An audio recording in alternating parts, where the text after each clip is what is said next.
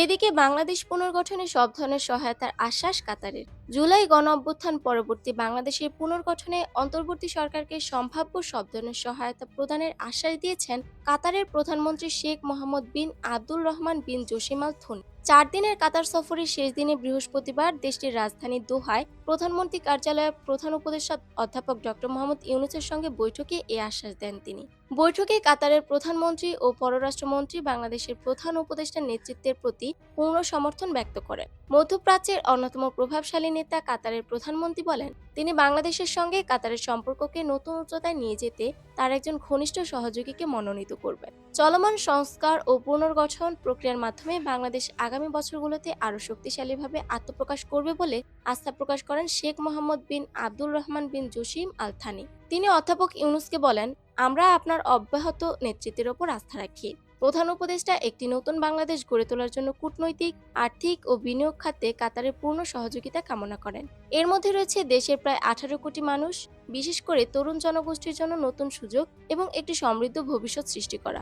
অধ্যাপক ইউনূস কাতারের প্রধানমন্ত্রীকে বলেন, আমাদের তরুণদের স্বপ্নের দেশ গড়তে আপনাদের সহায়তা প্রয়োজন।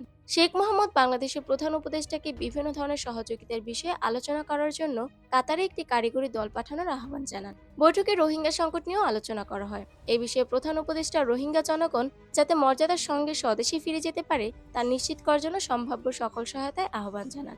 আর্থনা শীর্ষ সম্মেলনের ফাঁকে রোহিঙ্গা সংকট নিয়ে উচ্চ পর্যায়ের সংলাপ আয়োজনে সহায়তা করার জন্য কাতারের প্রধানমন্ত্রীকে ধন্যবাদ জানান অধ্যাপক ইউনূস।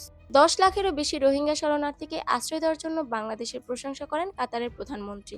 শেখ মোহাম্মদ রোহিঙ্গা সংকট সমাধানে আন্তর্জাতিক সমর্থন জোরালো করার আহ্বান জানান। তিনি বাংলাদেশে আশ্রয় নেওয়া রোহিঙ্গাদের প্রতি এবং সমস্যার টেকসই সমাধানে কাতারের অব্যাহত সমর্থন পুনর্ব্যক্ত করেন। দুই নেতা গাজার পরিস্থিতি নিয়েও আলোচনা করেন।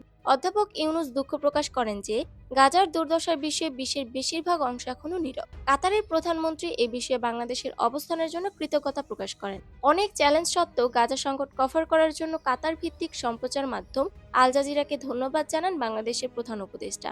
অধ্যাপক ইউনূস বাংলাদেশের নারী ক্রীড়াবিদদের প্রশিক্ষণ এবং সুযোগ সুবিধা প্রদানে কাতারের সহায়তা কামনা করেন। তিনি কাতারের প্রধানমন্ত্রীকে সুবিধাজনক সময়ে বাংলাদেশ সফরের আমন্ত্রণ জানান। শেখ মোহাম্মদ এই অনুরোধ সানন্দে গ্রহণ করে। বৈঠকে আরও উপস্থিত ছিলেন পররাষ্ট্র উপদেষ্টা মোহাম্মদ তৌহিদ হোসেন, জ্বালানি উপদেষ্টা ফাজুল কবির খান, জাতীয় নিরাপত্তা উপদেষ্টা ডক্টর খলিলুর রহমান এবং এসডিসি বিষয়ক মুখ্য সমন্বয়ক লামিয়া মোর্শেদ। এই ছিল সর্বশেষ সংবাদ শিরোনাম। এখন এই পর্যন্তই। আবারও হাজির হব নতুন সংবাদ নিয়ে। ততক্ষণ পর্যন্ত ভালো থাকুন, সুস্থ থাকুন। আল্লাহ হাফেজ।